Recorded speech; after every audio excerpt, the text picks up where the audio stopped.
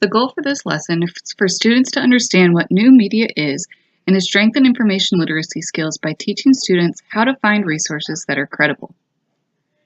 New media is the term for the wide variety of resources that are now available as a result of technology and access to the internet.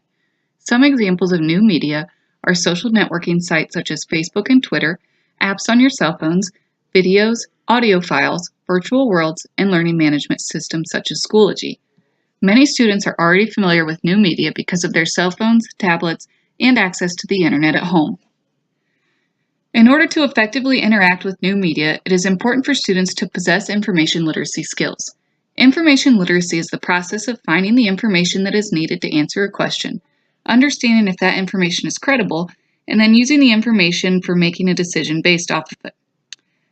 According to Martin, another important aspect of new media's production of vast amounts of information is that of false information or the portrayal of information as trustworthy when it is not. This is not a new problem since print and broadcast media have always had to demonstrate credibility. However, it is much more accessible in new media. In order to be information literate, it is necessary to be able to find credible sources. Reliable information is needed in order to form accurate arguments that can be supported with evidence. Sources should be used that are free of bias, or information that is based on a personal opinion. False information is also a major issue. Social networking sites allow for the publishing of posts with incorrect information because the checking of facts is not required. One method for identifying if a source is reliable is the CRAAP method. Each letter stands for a different part of the checklist that students can use when analyzing the credibility of a source. The first step is currency, or the timeliness of the information.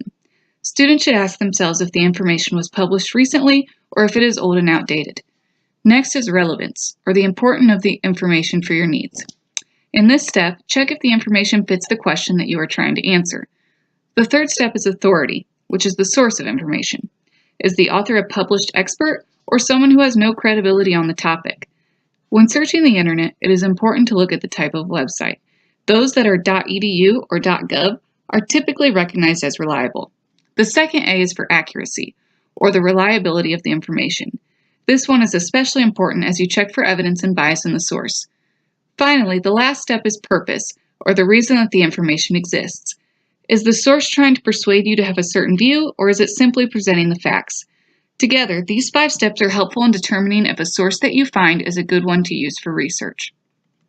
Now let's apply the CRAAP method to 2 different sources to determine their credibility. Both websites were found with a Google search and focused on the health effects of bread. Right away, there are several red flags for the first source. The currency or date of the source is not listed on the site. For relevancy, the article is about bread. However, there is also no author listed. The next step on the checklist is to examine the accuracy. The article does not provide any sources or links to support the evidence. There is a quote from the Cincinnati Enquirer, but it is not cited. Finally, the purpose of this article seems to be to persuade readers to refrain from eating bread. It is clear that this article is not a credible source and should not be used for any academic research. The second source is quite different. While it cannot be seen in this first part, the year of publication of 2017 is listed at the end of the article. This article is also relevant to the topic of bread and the grains group in particular.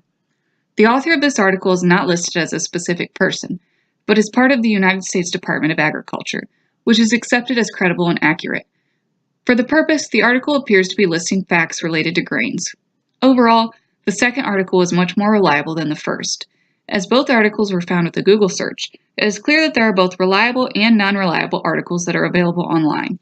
Using sound judgments and methods like the CRAAP test will allow students to find articles that are credible and should be used when researching.